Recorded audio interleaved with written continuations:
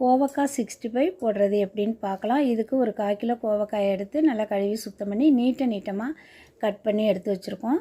அதோட அந்த கோவக்காயோட 2 ஸ்பூன் கடலை மாவு, 1 ஸ்பூன் இஞ்சி பூண்டு விழுது, கார்ன்ஃப்ளவர் 2 ஸ்பூன், மிளகாய்த்தூள் வந்து ஒரு 1½ ஸ்பூன், உப்பு தேவையான அளவு, அரிசி மாவு 2 ஸ்பூன் போட்டுக்கணும். இதையெல்லாம் போட்டு கலந்து விடணும்.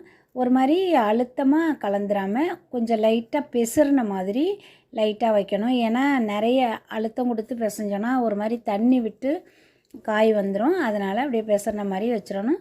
கடைசியாக ஒரு எலும்பிச்சம்பழம் ஒரு அரை மூடி அதையும் புழிஞ்சு ஊற்றி அப்படியே ஒரு 20 நிமிஷம் வெயிட் பண்ணி வச்சுருவோம். இது 20 நிமிஷம் ஊறிக்கிட்டு இருக்கட்டும். அப்போ அந்த உப்பு காரம் எல்லாம் அதோடு சேர்ந்து இந்த காய் வந்து நல்லா 65க்கு ரொம்ப நல்லாயிருக்கும். இதை எடுத்து வச்சுட்டு எண்ணெய் ஊற்றி நல்லா ஹீட் பண்ணணும்.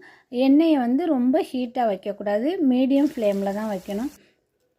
ரொம்ப ஹீட்டாக வச்சோன்னா இந்த மேலே உள்ள மசாலா எல்லாம் அப்படியே டக்குன்னு செவந்து கருகிடும். உள்ளுக்குள்ளே காய் வந்து பச்சையாகவே இருக்கும். அதனால் மீடியம் ஃப்ளேமில் வச்சு வேக வைக்கணும்.